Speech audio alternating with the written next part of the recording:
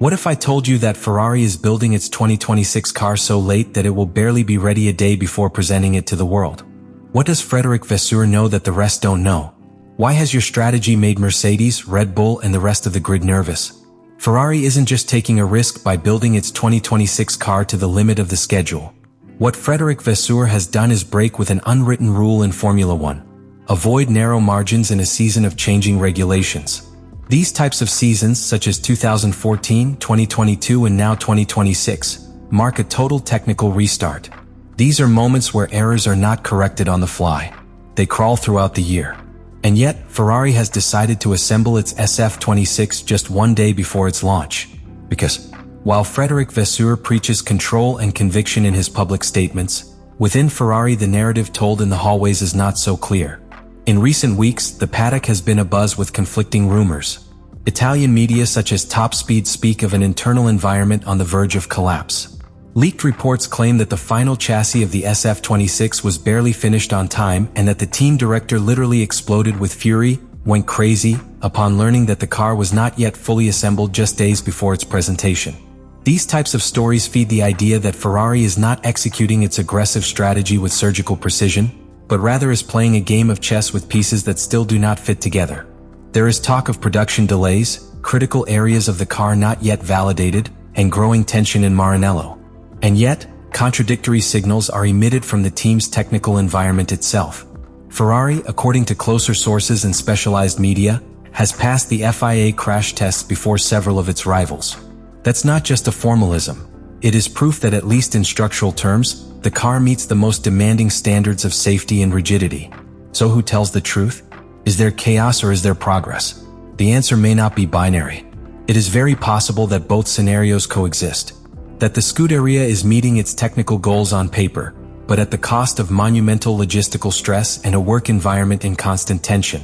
Every minute a part is delayed, every pending software adjustment, every unfinished electrical test, represents a domino that can fall.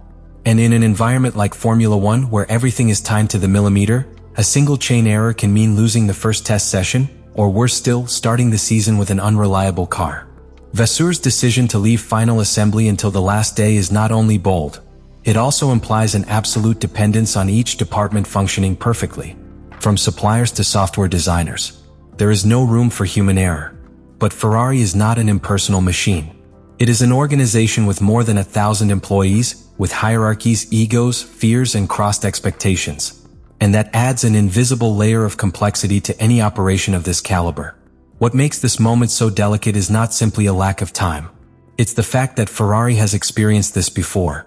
In 2022 and 2023, correlation issues between their simulations and the car's actual performance destroyed entire seasons. They made structural changes, hired new engineers, and tried to clean up internal processes. But now, under the weight of this stretched strategy, the scars of the past threaten to reopen. And here the inevitable question arises. Is this a cold and calculated bet, a risky play that could change the board? Or are we seeing a repeated pattern disguised as innovation? The line between audacity and lack of control is thinner than ever, and Ferrari walks dangerously close to that edge. In an environment as competitive and complex as Formula One, when a team announces that its car will not be in race configuration during the first tests, that is not a sign of confidence. It's a warning. Ferrari has called it Specification A, but in reality, it is an incomplete version of the SF26. A functional prototype aimed exclusively at validating the reliability of the hybrid system, the control software, and the new energy flow of the car. There will be no time chasing. There will be no racing wings. And above all, there will be no immediate answers about its real competitiveness. These types of decisions are rarely public. And that Ferrari openly admits it shows two things. First, that the technical challenge of 2026 is so profound that no team can afford to fail in the integration of the hybrid system. And second, the fear of invisible errors, which are not detected until being on the track, is so high that sacrificing performance in the first tests is considered an acceptable cost if it guarantees reliability. Why so much caution? Because the engine architecture changes radically. The MGUH component, which previously allowed energy to be recovered from the exhaust system, disappears. In its place, the MGUK, the kinetic motion generator, will become the protagonist of the hybrid powertrain. Its power rises from 120 kilowatts to 350 kilowatts, which is equivalent to a jump of more than 290% in its electrical contribution. In practical terms, this means that the car will have 475 electric horses working in parallel with the 540 horses of the internal combustion engine, an almost 50-50 relationship between both energy sources.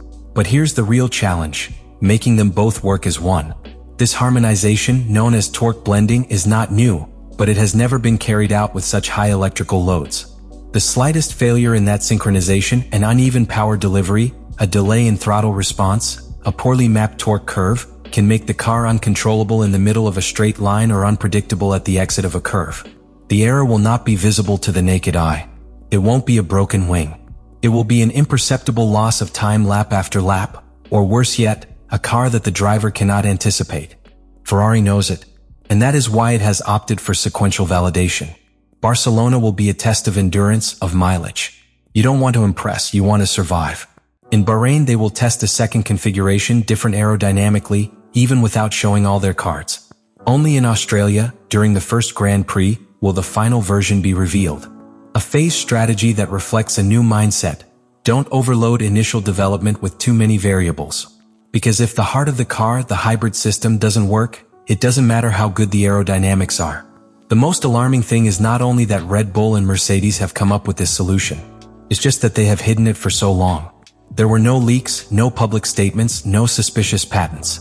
The information began to come to light only after Ferrari and Audi technicians noticed inconsistencies in the dyno simulations on their test benches. They compared expected data with real figures obtained by their rivals and could not find a logical explanation. Until someone connected the dots. Genius, if it comes, will be by design. If the SF26 manages to execute its torque blending with surgical precision, if the final specification that will debut in Australia reveals unprecedented efficiency, if Ferrari manages to control its internal narrative and execute its plan in 3 phases without missing a single step, then they will be facing a modern engineering miracle. A car conceived on the edge of the possible.